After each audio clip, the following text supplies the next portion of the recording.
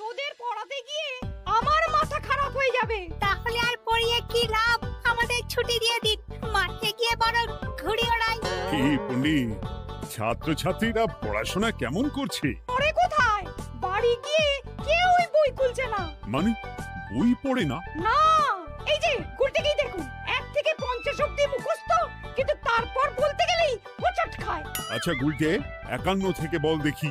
51, 52, 53, 54, 55, 56, 57, 58, 59, 60, 61। 57, 59, 60, সেগুলো আবার কি? 61 আগে তো 60 হবে। 41 এর আগে যেমন 40 হয়, 31 এর আগে যেমন 30 হয়। তুই কি নতুন করে বই লিখছিস নাকি সংখ্যা আবিষ্কার করছিস? না, বই পড়তে ভালো লাগে না। পণ্ডিত, এদের মা বাবাকে ডেকে বোঝাও, শুধু ঘুরে বেড়ালে চলবে, পড়াশোনা করতে হবে তো। আচ্ছা মহারাজ, আপনি যখন এত করে বলছেন, এবার থেকে আমরা মন দিয়ে পড়াশোনা করব। হ্যাঁ, আর বলিস না, তোদের গিন্নিমা আজকে চুনো মাছের চচ্চড়িটা যা বানিয়েছিল না, আহ, পুরো মাখন। গিন্নিমাতে এতদিন জানতাম সরষের তেল দিয়ে রান্না করতো, এখন কি মাখন দিয়ে রান্না করছেন নাকি? আরে দূর, মাখন দিয়ে রান্না করবে কেন? যাই হোক, বাদ দে। উফ, বিকেল বেলা আমাদের বাড়িতে চলে আসিস, তেলে ভাজা দিয়ে মুড়ি খাবো। আর সাথে একটু পেঁয়াজ কুচি আর শসা থাকলে একেবারে জমে যাবে। এ কি মন্ত্রী, তুমি এখানে দাঁড়িয়ে দাঁড়িয়ে গল্প করছো, কোনো কাজ নেই? রাজসভা তো একটু পরে শুরু হবে, তাই একটু ফাঁকা সময়ে। বুঝেছি। বেশি বকবক না করে রাজসভায় এসো, আজকে একটা গুরুত্বপূর্ণ আলোচনা আছে। ঠিক আছে, আমি আসছি। তাহলে বিকেলে চলে আসিস। হ্যাঁ হ্যাঁ মন্ত্রী মশাই, একদম চিন্তা করবেন না।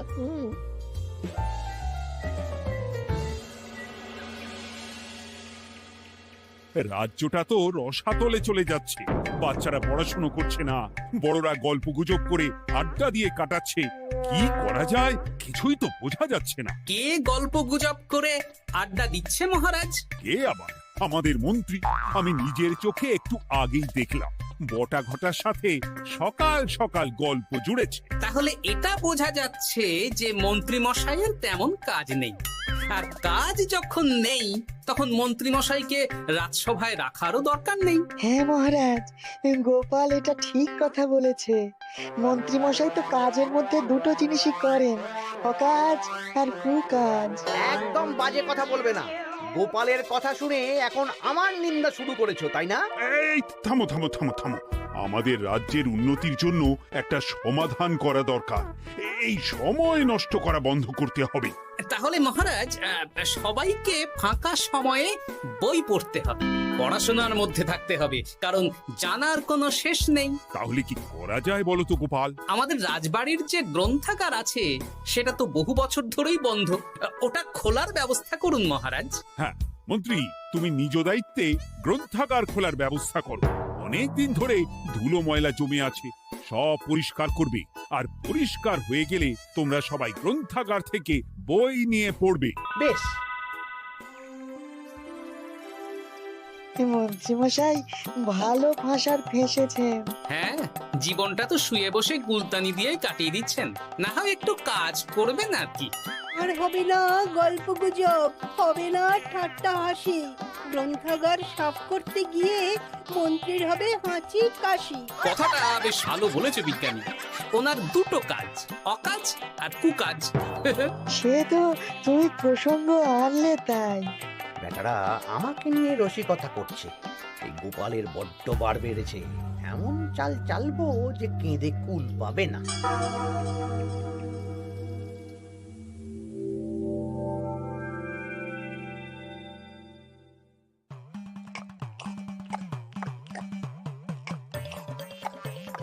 বেশ সুখে ছিলাম, কিন্তু হঠাৎ করে গোপাল আর মহারাজের সহ্য হলো না, চাপে পড়ে গেলাম।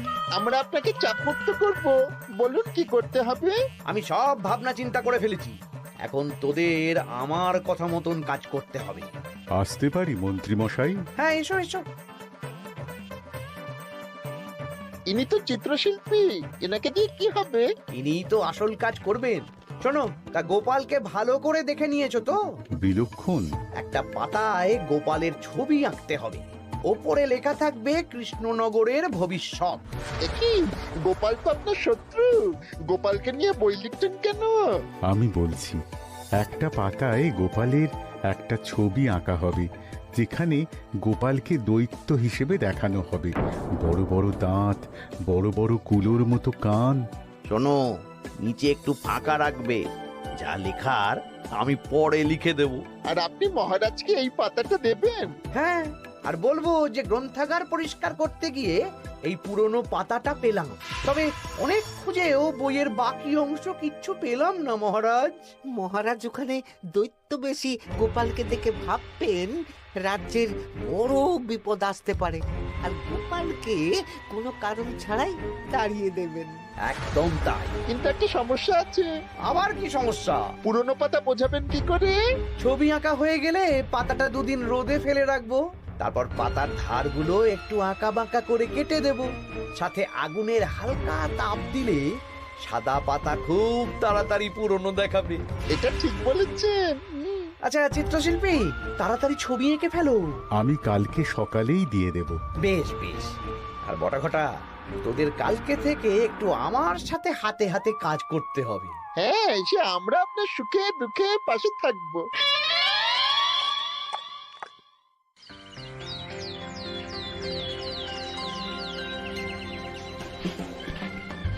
ওপরের তাকগুলো পরিষ্কার কর, ওপরের বইগুলো বড্ড ময়লা।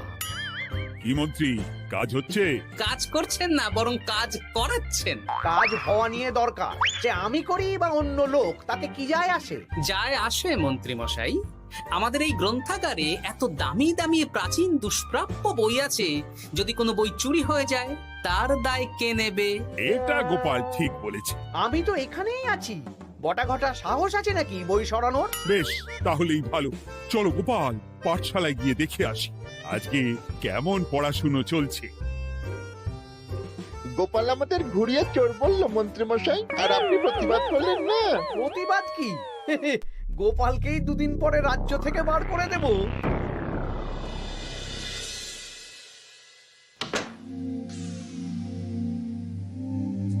মন্ত্রীমশাই, ছবি আঁকা হয়ে গেছে। কই দেখি দেখি দেখি। বাস, এই তো চাই। এই ছবি দেখে মহারাজ চমকে যাবে। এবার পাতা পুরনো করার কাজটা করে ফেললেই কেল্লা ফতে।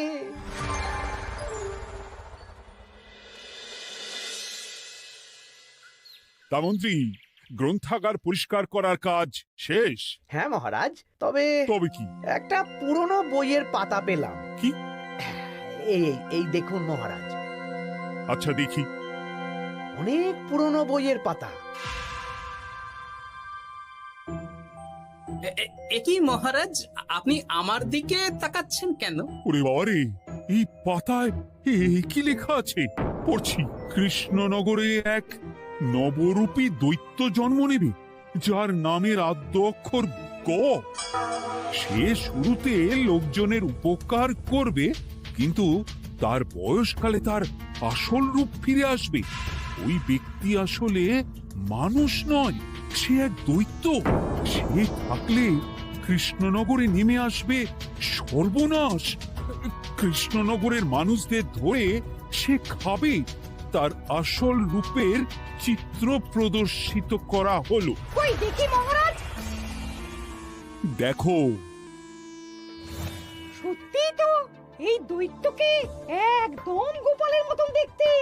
মহারাজ, আমার মনে হয় যে গোপালকে এই রাজ্যে ঠাঁই দেওয়া একদম ঠিক হবে না। কোন দিন গোপাল মানুষ থেকে দৈত্য হয়ে আমাদের খেয়ে নেবে বলা তো যায় না। উল্টো পাল্টা কথা বলবেন না মন্ত্রী মশাই। ওই দেখুন মহারাজ, গোপাল কেমন রেগে উঠছে। এক্ষুনি দাঁত বেরোলে কিন্তু হিতে বিপরীত হয়ে যাবে। আরে কিসের হিতে বিপরীত? কই দেখি। দেখো দেখো, এ তো কোনো দুষ্প্রাপ্য বইয়ের পাতা, তাই মিথ্যে কথা লেখার সম্ভাবনা কম। বিশ্বাস করুন মহারাজ, আমি দৈত্য নই, আমাকে ফাঁসানো হচ্ছে। গোপালকে দূর করুন মহারাজ। কোনো অঘটন ঘটে গেলে কিন্তু আমাকে বলতে পারবেন না যে আমি আগে থেকে সাবধান করিনি। হ্যাঁ গোপাল, তুমি আর এই রাজ্যে থেকো না, আজ রাত্রেই চলে যাও। আমি জানি তো মানুষ অবস্থায় অনেক উপকার করেছো বা করছো, কিন্তু দৈত্য হয়ে উঠলে তখন রাজ্যের মানুষকে কি জবাবদিহি করব বলো? বিশ্বাস করুন মহারাজ, আমি মানুষ। চুপ! এই কে আছো? গোপালকে ঘাট ধাক্কা দিয়ে বের করে দাও। যেন আজকের পর এই রাজ্যে আর না দেখি। মহারাজ এসব বিশ্বাস করলেন? মন্ত্রী মশাই জোর খাটালেন যে, কি আর করা যাবে। এখন যতদিন না কোনো উপায় হচ্ছে, এই রাজ্যের বাইরেই থাকতে হবে। তবে কি? একটা সন্দেহ হচ্ছে বুঝলে। আগের বছর যখন বেতন বেড়েছিল, রাজসভা থেকে একটা চিঠি দিয়েছে, সেটা আছে? হ্যাঁ, আছে তো। দাও তো, যাওয়ার পথে একটু বিজ্ঞানীর বাড়িতে যাব বুঝলে।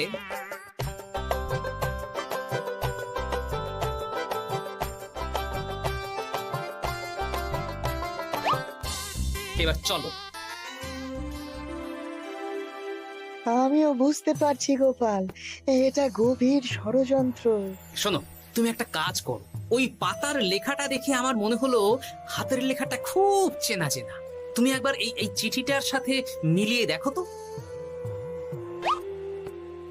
মন্ত্রী মশাইয়ের হাতে লেখা চিঠি। বেশ, আমি তাহলে কায়দা করে পাতাটা নিয়ে এসে পরীক্ষা করব। তা কোথায় থাকবে এখন? কদিন ওই শ্বশুর বাড়ি, আর আমি তোমার সাথে দেখা করার জন্য রোজ রাতে আসবো। বেশ।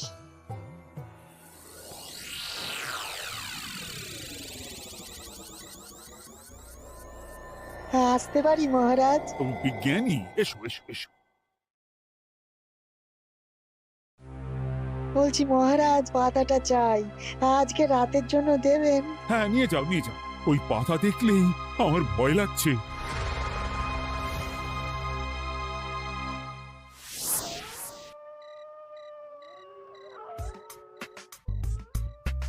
এ তো হাতের লেখা হুবহু এক। একদম মিলে যাচ্ছে। তার মানে এই হাতের লেখা মন্ত্রী মশাইয়ের, আর এই বই রোদে ফেলে রেখে হলুদ করা হয়েছে। আসতে পারি বিজ্ঞানী? এ কি, এ কে তুমি?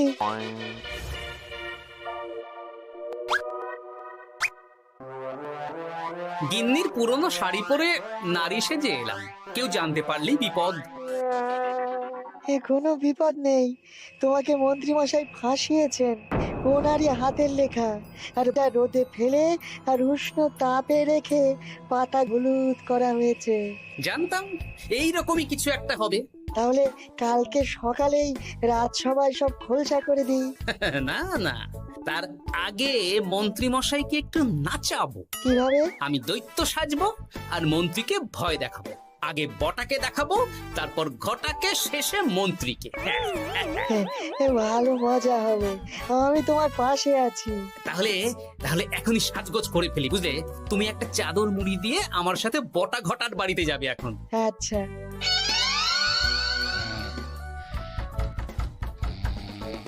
হে, এক ঘটা দেখ না।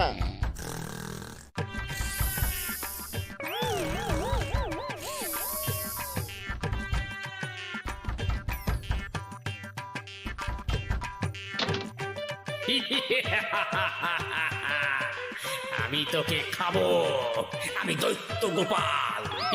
বাবারে, আসল দায়িত্ব কি করে হয়ে গেলে? পালাই, এই ঘটা ওঠ। পালিয়ে কোথাও যেতে পারবি না, আমি তোকে খাবো। বাঁচাও বাঁচাও। কি হলো? বটা কোথায়? এ বটা, বটা, এ কি হলো তোর? কোথায় গেলি? দৈত্য গোপাল আমাকে ধরে নিয়ে যাচ্ছে। মানে এটা কি? আমি গোপাল দৈত্য। আজ রাতে বটাকে গলাদ্ধ করনি আমার ভোজন, কাল তোর পালা। ওরে বাবা রে, কি কাণ্ড! আমাকে খেও না। চুপ, আমি মানুষ। এবার বল, আমাকে ফাঁসানো হচ্ছিল কেন? বল। আমি কিছু জানি না, সব মন্ত্রী মশাইয়ের চক্রান্ত।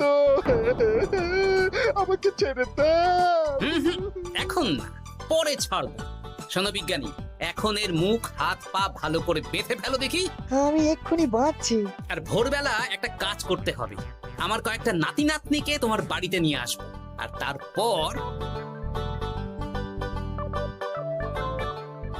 আচ্ছা, আমি এখন চললাম, দরজাটা ভালো করে বন্ধ রেখো।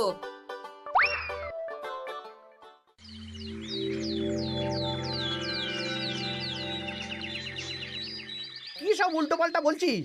সত্যি কালকে গোপালের দৈত্য এসেছিল। আরে গোপাল তো রাজ্য ছেড়ে চলে গেছে, আমি কড়া পাহারা বসিয়েছি। গোপাল এই রাজ্যে আর ঢুকতেই পারবে না। কিন্তু ওর দৈত্য এসেছিল। আরে দূর, তুই স্বপ্ন দেখেছিস। সকাল সকাল মাথা খারাপ করাস না ঘটা, কাজ আছে। সত্যি বলছি। চুপ!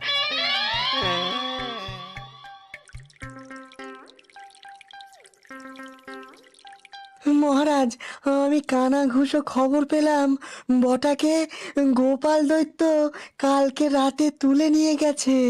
হ্যাঁ, আমিও তো তাই শুনলাম। কি সর্বনেশে দিন এলো! এতদিন তো এই বিপদ ছিল না। কালকে গোপালকে তাড়িয়ে দেওয়ার পরেই গোপাল দৈত্য হয়ে সব শুরু করলো নাকি? আরে দূর দূর, আরে গোপাল দৈত্য হবে কি করে? মানে তুমি তো ওই পাতাটা দেখিয়ে বললে। না মানে আমি বলতে চাইছি যে মহারাজ, গোপাল দৈত্য হয়ে এই রাজ্যে বিপদ আনতে পারে, কিন্তু সেটা তো এই রাজ্যে থাকাকালীন। এখন তো রাজ্যেই নেই, তাহলে আমি তো এর মাথা মুন্ডু কিছুই বুঝতে পারছি না। সর্বনাশ হয়ে গেছে মহারাজ। কি হলো পুটির বাবা? আজ সকালে গোপাল দাদার মতন দেখতে একটা দৈত্য এসেছিল আমাদের বাড়িতে, আর পুটি ট্যাপা পুচকে তুলে নিয়ে গেছে। এবার আমাদের কি হবে মহারাজ? এ কি সর্বনেশে কাণ্ড রে বাবা! দূর, কি সব বলছো? সত্যি পুটির মা সকাল থেকে কাঁদছে, সকাল থেকে। হ্যাঁ, আজকে ওরা তিনজন পাঠশালাতেও আসেনি। এই সেরেছে। মহারাজ, গোপালকে তাড়ানোর পর থেকে তো দেখছি বিপদ শুরু হলো। এতদিন তো কোনো বিপদ ছিল না। সেনাপতি, তুমি তোমার প্রহরীদের নিয়ে গোপাল দৈত্যকে খুঁজে বের করার চেষ্টা করো। আচ্ছা মহারাজ। আর এই যে মন্ত্রী, বলুন মহারাজ। আজ থেকে রাজ্যের সব দোকান, বাজার, হাট অনির্দিষ্টকালের জন্য বন্ধ থাকবে। সবাই বাড়িতে থাকো, ঢেঁড়া পিটিয়ে দাও।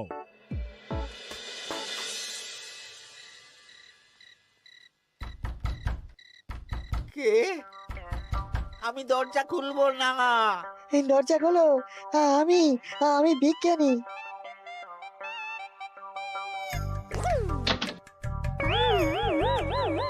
এবার আমি তোকে খাবো। আমাকে ছেড়ে দাও, আমাকে ছেড়ে দাও, ছেড়ে দাও, আমাকে ছেড়ে দাও। ছেড়ে না, ছিঁড়ে খাবো।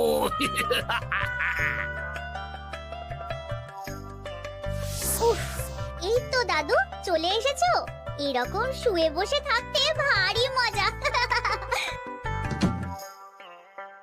এ কি বটা, তোর কিছু হয়নি? না না, কাল একটু ভয় পেয়েছিলাম। না, কিছু হবেও না। এই মন্ত্রীর সব চক্রান্ত ধরা পড়ে গেছে।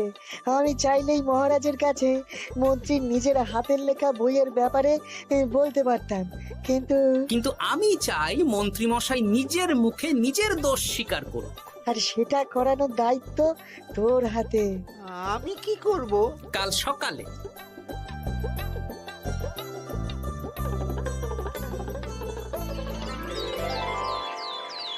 কালকে আবার ঘটাকে তুলে নিয়ে গেছে। ও সেনাপতি, তুমি কি করছো? আমি তো দেখতে পাইনি গোপালকে। দূর! মহারাজ, মহারাজ, কি ঘটা, কি অবস্থা তোর? অনেক কষ্টে পালিয়ে এসেছি।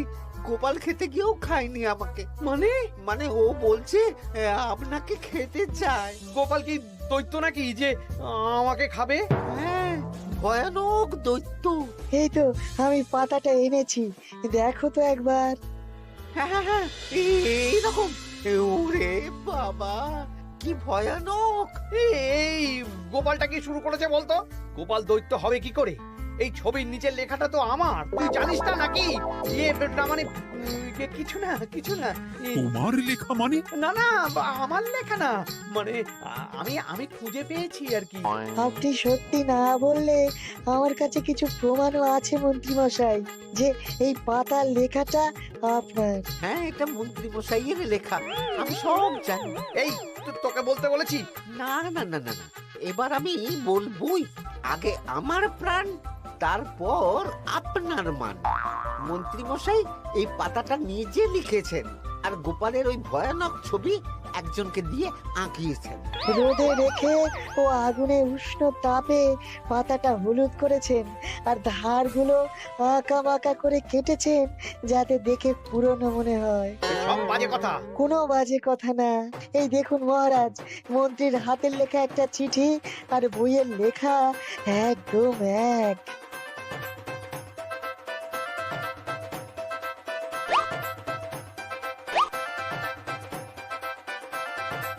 এ কি মন্ত্রী?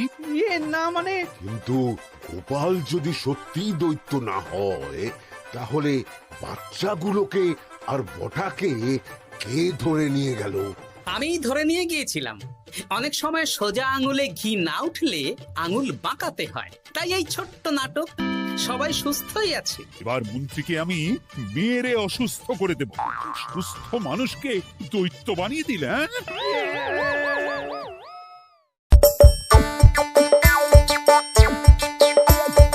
আসছে গোপাল